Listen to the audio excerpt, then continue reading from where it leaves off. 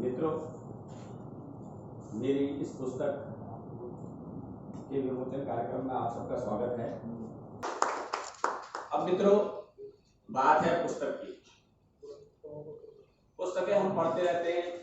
जब स्कूल में थे तब भी हमने आज़ादी के और देश के मामले में कई सारी पुस्तकें पाठ्यक्रम में भी थी, और लाइब्रेरी में भी हम पढ़ते थे कि इस पुस्तक में लिखा है, इस पुस्तक में लिखा है, वो पढ़ लिया और रट भी लेते थे, क्योंकि परीक्षा पास करनी होती थी। तो जो लिख दिया तो वही मान लिया कि हाँ यही सही होगा।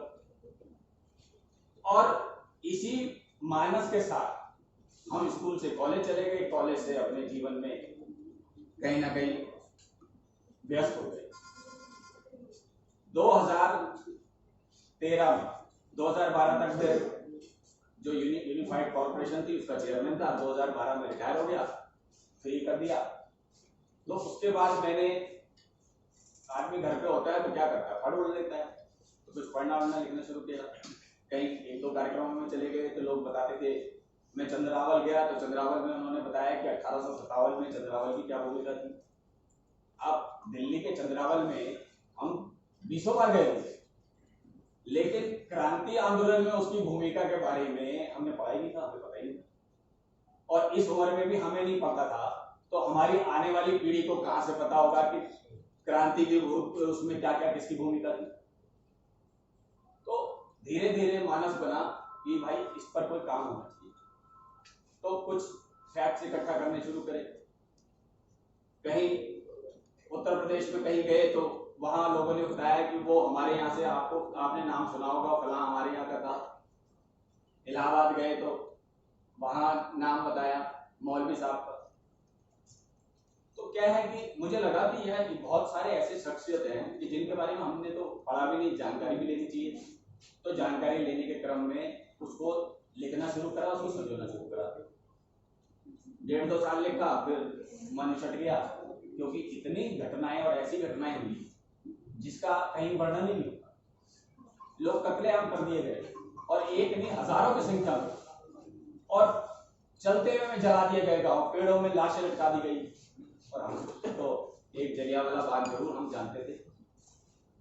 वो जलियांवाला बाग का विषय भी इसलिए चर्चा में आ गया कि उस समय यूरोपियन मीडिया में खासकर उसकी जो घटनाक्रम है रेजिडेंट डायर की, वो चर्चा में आई।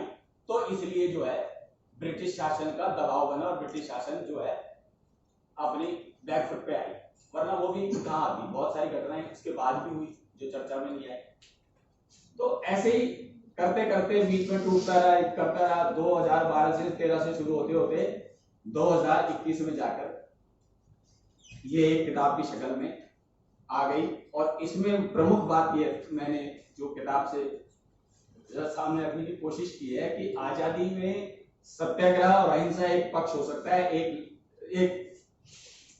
ओपिनियन हो सकती है कि ये भी एक पक्ष था स्वतंत्रता आंदोलन का। लेकिन अगर पूरे आजादी के घटनाक्रम में हम देखें, लाखों लोग शहीद हो गए, लाखों लोग मर गए जिनका कोई नाम भी नहीं जानता। तो असल में तो हम आज जो 75 साल मनाने का जश्न 15 अगस्त से मना रहे हैं, तो उनके लौह से तो लिखिए यार। तो इसी को हमने कलमबद्ध किया है एक पुस्तक के रूप में। और जब से भारतवर्ष की हमने जितना भी पढ़ा लिखा या भारतवर्ष के बारे में जितना भी हमको जानकारी प्राप्त हो पाई है, तो भारतवर्ष में एक दौर ऐसा था कि विश्व में हमारा जो भारतवर्ष का सीमांकन था वो विश्व में सबसे बड़ा था। आज तो कभी वो बांग्लादेश और कभी श्रीलंका सर उठाते हैं, पाकिस्तान सर उठाते हैं, छोटे छोटे मुल्क सर उठाते हैं। लेकिन जब सम्राट अशोक का साम्राज्य शुरू हुआ तो सम्राट अशोक पहुंच गए आपके पारस तक, और आपका ये अफगानिस्तान से लेकर श्रीलंका तक उनका साम्राज्य हो गया। भारतवर्ष में उनके दौर में सबसे बड़ा साम्राज्य भारत का पहुंचा। कुषाण आए तो कुषाणों ने चीन को भी हराया, चीन का भी आधा हिस्सा कुषाणों ने भारत में मिला लिया। और आज जो चीन वो चलता है वो तो भारत के क्षेत्र का हिस्सा रहा है एक जमाने में। इधर से आप फारस ले लो, ईरान का, ये चीन का हिस्सा ले लो, अफगानिस्तान और वो जो आज का पाकिस्तान और भारत हो गया, तिब्बत, नेपाल, आपका मालदीव, श्रीलंका, बांग्लादेश और आपका वो लावास तक और आपका थाईलैंड, ये सब सारा भारत वर्ष की सीमा थी और ये सारा भारत है। ये इस स्थिति में हम थे कि हमारा साम्राज्य इतना बड़ा साम्राज्य था। सम्राट विक्रमादित्य 3 करोड़ सैनिक थे उनके, 3 करोड़ सैनिक। 3 करोड़ सैनिक आज भी नहीं होंगे। सम्राट विक्रमादित्य का साम्राज्य और उनकी ताकत, रक्षा, 3 करोड़ सैनिक और घोड़े और कितना सारा कुछ।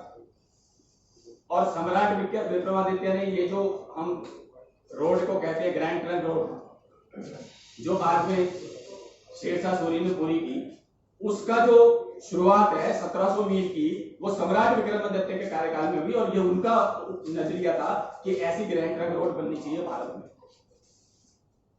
ये जो विक्रम संवत शुरू किया उन्होंने, उससे पहले तो ईसा पूर्व और ईसा को हम लेते थे। सम्राट विक्रमादित्य ने विक्रम संवत शुरू करा और कालजयी विक्रम संवत आज जो है भारत में कम उपयोग में आता है, लेकिन वो भी एक भारतीय संवत के रूप में बड़ा।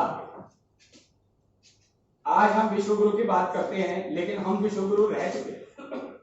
जो नालंदा विश्वविद्यालय था वो विश्व का सबसे पहला आवासीय विश्वविद्यालय था, यानी कि जो हॉस्टल या गुरुकुल की जो परंपरा है वो सबसे पहले नालंदा विश्वविद्यालय ने शुरू करी, जहां देश विदेश से लोग आते थे पढ़ने के लिए। क्या पढ़ते थे? चिकित्सा, विज्ञान, खगोल शास्त्र, शस्त्र विद्या, ये पढ़ते थे। जितने महाविद्यालय उस समय थे, तक्षशिला हो गया, जितना हो गया, वो एजुकेशन हब थे। जो आज एजुकेशन हब डेवलप हुए हैं वो उस दौर में एजुकेशन हब थे। आप समझिए कि हम आज जो कर रहे हैं वो बहुत पहले हम कर चुके।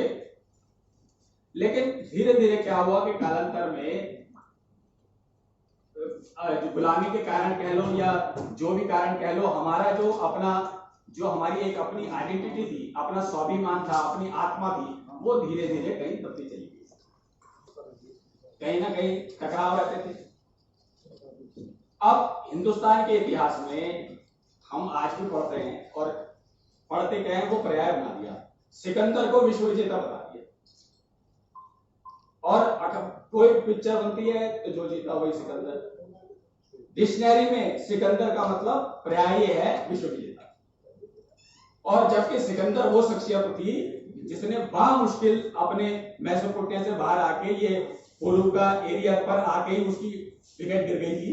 और मुश्किल से आज यूपी जितना बड़ा है उतना भी राज्य उसने नहीं जीता था देश में। उस आदमी को तो यही नहीं पता था विश्व का है, वो तो ये समझता था कि गंगा तक पहुंचे और विश्व में फतेह हो गई। और मगध में उस समय घना शासन था और मगध ने उसको ऐसा किया कि उसको भाग के जाना पड़ा। लेकिन भारत के इतिहास में सिकंदर एक पात्र बन गया, जबकि मेसोपोटामिया या उसके आसपास के जो एरिया है वहां सिकंदर को लोग न तो पूछते हैं, न जानते हैं, न उसकी कोई वीरता की चर्चा भी होती है। लेकिन हमारे यहां होती है। महाराज समुद्रगुप्त ने 100 युद्ध लड़े और 100 के 100 जीते और 350 से 380 तक उन्होंने राज किया। लेकिन आप अगर गूगल खोलोगे या किताबें खोलोगे, उसमें क्या लिखा जाता है? महाराज समुद्रगुप्त भारत के नेपोलियन थे, जबकि नेपोलियन आया 1800 में। और नेपोलियन ने बामुश्किल 2-3 युद्ध जीते छोटे छोटे। उसके बाद 12 में रूस हार गया। उसके बाद उसको जेल हेलेना में बंद कर दिया गया और वहीं मर गया वो जेल में।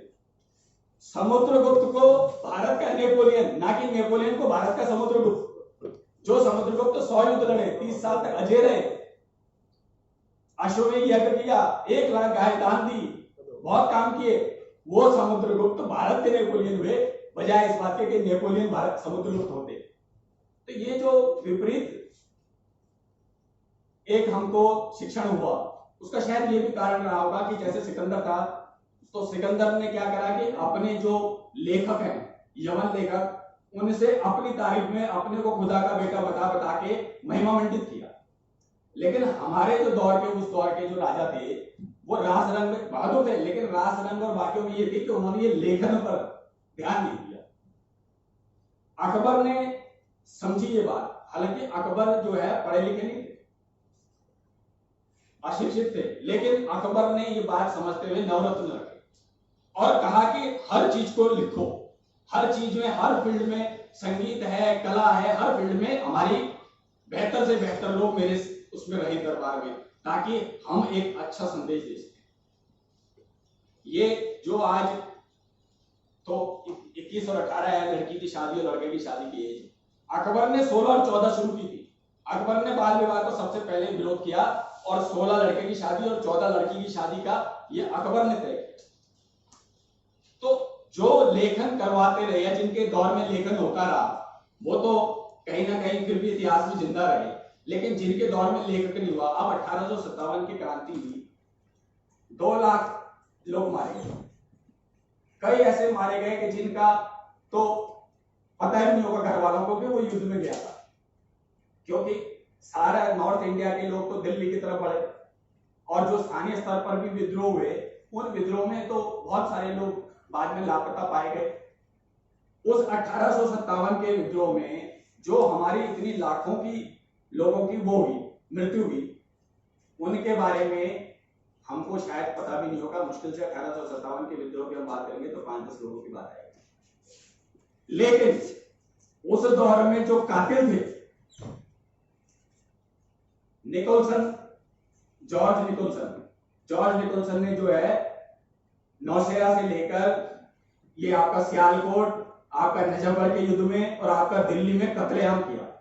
हजारों लोग मारे उसने क्रांतिकारी। उस जॉर्ज निकोलसन की कब्र दिल्ली कश्मीरी गेट में आज भी पूजी जा रही है, आज भी बनी हुई है। और जो मारे उसने, जो क्रांति में मर गए, उनका कोई नामो निशान नहीं है, लेकिन निकोलसन का। जनरल नील ने इलाहाबाद में पेड़ों पे टांग दिए लोग, एक ही पेड़ में 634 फांसी दी, 6000 लोग क्रांतिकारी मारे। उसकी लखनऊ में बनी हुई है।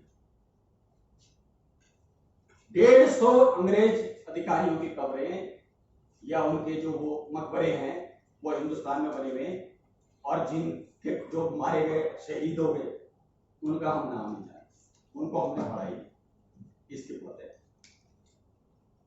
तो एक देखिए, आज संचार के बारे में हम बहुत आगे बात करते हैं कि संचार व्यवस्था बहुत बड़ी तेज हुई है। जो 1800 से क्रांति की थी, रोटी और कमल, रोटी बनाते थे, उस रोटी को आगे बढ़ाते थे। रोटी का मतलब यह होता था संदेश देने का कि एक रोटी हो लेकिन हम मिलकर खाएंगे पर गुलामी नहीं सहेंगे।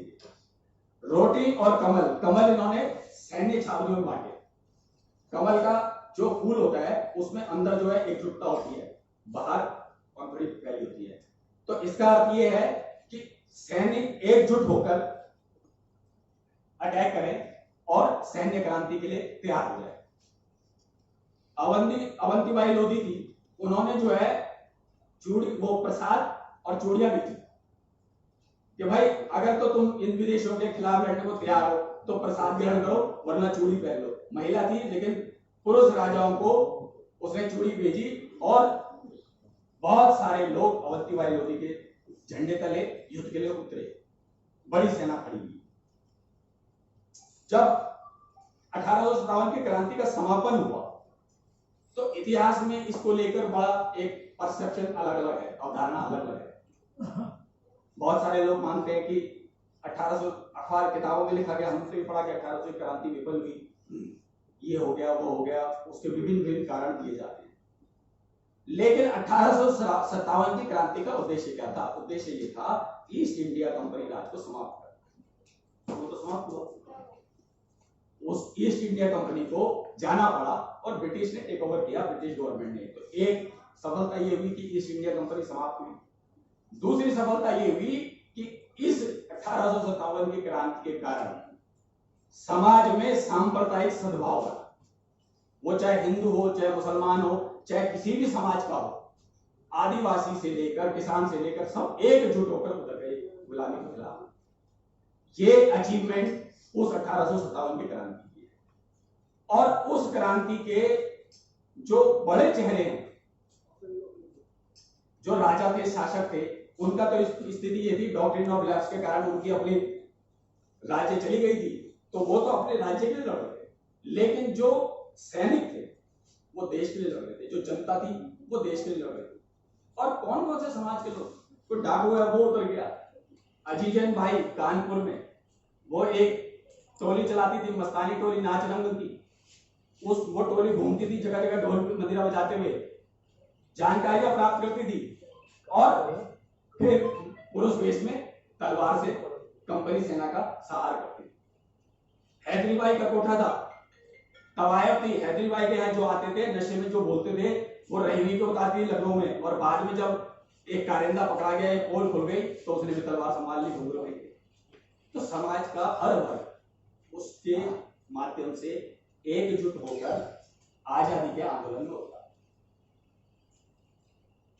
1885 के बाद धीरे धीरे कांग्रेस एक मंच के रूप में बनी। मंच ये था कि भाई जो ब्रिटिश को लगता था कि 1857 की क्रांति की तरह अंदर ही अंदर कोई उबाल ना आए, इसलिए एक प्लेटफॉर्म ऐसा हो जिसमें हिंदुस्तान के लोगों की बात आए और वो बात हम तक भी पहुंचे, और उस बात पर जो भी निदान करने का या जो भी सावधानी लेने की स्थिति हो वो हुई। कांग्रेस का धीरे धीरे जब गांधी आए प्रथम विश्व युद्ध के बाद, तो असहयोग आंदोलन जो है, पहले वैसे तो खिलाफत आंदोलन चला, लेकिन फिर गांधी जी ने खिलाफत आंदोलन के समर्थन के साथ साथ असहयोग आंदोलन शुरू किया। और असहयोग आंदोलन ने न केवल कांग्रेस का विस्तार किया बल्कि देश में लोगों में एक बड़ी जागृति पैदा की। असहयोग आंदोलन सारे देश में, स्वदेशी को लेकर सारे देश में एक लोगों में मतलब जज्बा पैदा हो गया कि हाँ, इनकी चीजें नहीं लेनी विदेशियों की, इनके साथ कोऑपरेशन सहयोग नहीं करना है, इनके खिलाफ कैसे लड़ना है। यह असहयोग आंदोलन ने वो जज्बा पैदा किया। लेकिन 1922 में जब अचानक चौरी चौरा कांड में गांधी जी ने असहयोग आंदोलन वापस ले लिया, तो उसके बाद बागी या क्रांति या सशस्त्र क्रांति ये देश में विकसित हो गई। कई लोग कम्युनिस्ट के चले गए, कुछ लोगों ने स्वराज दल अलग बना लिया, और बहुत सारे लोग, ये चंद्रशेखर आजाद की जो उस समय बच्चे थे और सक्रिय हुए, वो असहयोग आंदोलन में हुए। राम प्रसाद बिस्मिल से लेकर अशफाकुल्लाह खान, ये सारे लोग असहयोग आंदोलन के स्वयंसेवक थे, कार्यकर्ता थे। लेकिन जैसे ही असहयोग आंदोलन वापस हुआ तो सबको ये लगा कि ये रास्ते से नहीं होगा हमारा काम, हमें तो सशस्त्र क्रांति करनी है, ब्रिटिश को भगाना है, तो गोली की नोक लगाना है। बंगाल चटगांव तो टोटली सूर्य सेन ने कांग्रेस के जिलाध्यक्ष का पद छोड़ा, मास्टर सूर्य सेन ने, और बंगाल में तो सशस्त्र क्रांति ऐसी थी कि ब्रिटिश बंगाल और खासकर चटगांव में हिम्मत नहीं करते थे घुसने की। अपना ध्वज उड़ा दिया, अपनी सरकार बना ली और स्वतंत्र रही कई समय तक। किसी की हिम्मत नहीं हुई कि मास्टर सूर्य सेन और उनके साथियों को हाथ डाल सके। लेकिन समय के साथ साथ एक दौर आता है, फिर गिरफ्तारी हो जाती है, जो भी हो जाती है। फिर अगला जो दौर है राम प्रसाद बिस्मिल के दौर में, देखिए क्या क्या घटनाएं हुई। काकोरी कांड हुआ, रेल डकैती का। तो मनमनाथ गुप्त एक बच्चे थे, उनके हाथ से गोली चल गई, एक आदमी की मौत हो गई। जब सजा हुई तो मनमनाथ गुप्त को तो हुई कारावास, आजीवन कारावास, और राम प्रसाद बिस्मिल, अशफाकुल्लाह खान और आपका ठाकुर रोशन सिंह और राजेंद्र लहरी, इनको फांसी दे दी गई। जबकि इनका कसूर सिर्फ चोरी था। और उसमें भी देखिए दुर्भाग्य कैसा है कि ठाकुर राष्ट्र रोशन सिंह तो थे ही नहीं उसमें, जो 10 लोग थे उनमें ठाकुर रोशन सिंह थे ही नहीं, लेकिन चढ़ा दिया जबरदस्ती फांसी। लेकिन ना कांग्रेस बोली ना कोई। जब भगत सिंह को फांसी हुई तो जो सैंडर्स का कत्ल हुआ था उसमें भगत सिंह, राजगुरु, जयगोपाल और चंद्रशेखर आजाद, ये 4 लोग थे। सुखदेव तो नहीं थे, तो सुखदेव को तो फांसी। और सुखदेव उस प्लानिंग में भी नहीं थे, पहली मीटिंग में जिसमें ये फैसला हुआ सैंडर्स को मारने का, उसमें सुखदेव थे ही नहीं, तो सुखदेव को फांसी हुई। अब भगत सिंह की फांसी की तो माफी नहीं हो सकी, मान लिया चलो गांधी जी ने भी कोशिश की होगी, कांग्रेस ने भी कोशिश, लेकिन सुखदेव को तो फांसी क्यों हुई? जबकि वो तो उस कत्ल में शामिल ही नहीं थे, उस घटनाक्रम में भी नहीं थे, लेकिन सुखदेव जी को फांसी हो गई। तो जिस मर्जी को फांसी कर, जिस मर्जी को आपने जो है चढ़ा दिया। और दुख की ये बात ये है कि अभी आप देखिए कि मौलवी अहमद शाह का रोटी और कमल का जो विजन था, मौलवी अहमद शाह का नहीं पढ़ेंगे हमने नहीं पढ़ा, लेकिन वहां नील जिसने कत्लेआम किया उसको जो है जरूर जानकारी रखेंगे। तो इतिहास के कई सारे ऐसे पक्ष हैं जिन पक्षों को हम सबको पढ़ना चाहिए, समझना चाहिए, ज्यादा से ज्यादा जानकारियां प्राप्त करना चाहिए। आजाद हिंद फौज की एक घटना है जिस घटना मतलब हृदय विदारक घटना है। जब आजादी का फैसला हो गया कि भाई भारत को 47 में, पहले 46, 47 ऐसे चलते चलते कि स्वतंत्र कर दिया जाएगा, आजाद हिंद फौज के लोगों को सरेंडर करना पड़ा क्योंकि विश्व युद्ध खत्म हुआ तो जापान को सरेंडर हुआ, तो आजाद हिंद फौज के भी लोगों ने सरेंडर कर दिया। 24 परगना में आजाद हिंद फौज के जो सरेंडर लोग थे वो वहां पर रखे गए, एक बहुत बड़ा वहां पे कैंप था, उसमें कैटेगराइज किया गया कि जो तो बहुत कट्टर है वो ए, जो मीडियम है वो बी और जो दूसरे हैं वो सी। और ब्रिटिश शासन ने जाते जाते एक एक्ट पास कर दिया कि अगर कोई गिरफ्तार व्यक्ति रिएक्ट करेगा, परेशान मतलब आक्रमण करने की कोशिश करेगा तो उसको एट द स्पॉट कत्ल करने का अधिकार देती है। उनको खड़ा करके और गोलियों से भून दिया और एक दो नहीं 2500 लोगों को मार के गंगा में बहा दिया, नदी में बहा दिया। आप आजादी का एक तरफ हाथ मिला रहे हो, एक तरफ ये लोग मारे जा रहे हैं, तो कहीं आपकी चर्चा नहीं, कहीं आपने वही नहीं हुआ, बंटवारा हुआ नहीं, डिमार्केशन हुआ नहीं, आपने शपथ लेके जय जयकार अपनी करवानी। तो कहने का तात्पर्य ये है कि देखिए किताब बहुत बड़ा वो है और ये तो गागर में थोड़ा बहुत मैंने भरने की कोशिश की है क्योंकि ये मैं भी मानता हूं मैंने 1000 लोगों के बारे में लिखा होगा, 1500 के बारे में आ पाया होगा, लेकिन हैं तो लाखों। और कम से कम इतना तो उनका हक बनता है कि भारत सरकार या भारत के देश के लोग जो लोग मरे, जहां जहां ऐसी घटनाएं हुई तो उनके बारे में जानकारी तो रखे, कम से कम पता तो हो कि हाँ ये घटना हुई, ये क्रांतिकारी मारे गए। आप चले जाओ उत्तर प्रदेश के गांव में, वहां लोग बता देंगे कि हमारे यहाँ पे अंग्रेजों के टाइम पर ऐसा हुआ था, लेकिन सरकार नहीं बताएगी, किताबों में नहीं लिखा जाएगा, किताबों में नहीं पढ़ा जाएगा। तो मित्रों एक प्रयास मैंने किया है, आप सब इस प्रयास के बाद और जानकारी प्राप्त करके जो भी इसमें इनपुट और अपनी जानकारी में अपने ज्ञान वर्धन कर सकेंगे, यही मैं आपसे कोशिश आग्रह करना चाहता हूं। और आप सबने मुझे मेरी इस कार्यक्रम में आए, आप सबने मुझे बोलने का मौका दिया, इसके लिए बहुत बहुत धन्यवाद।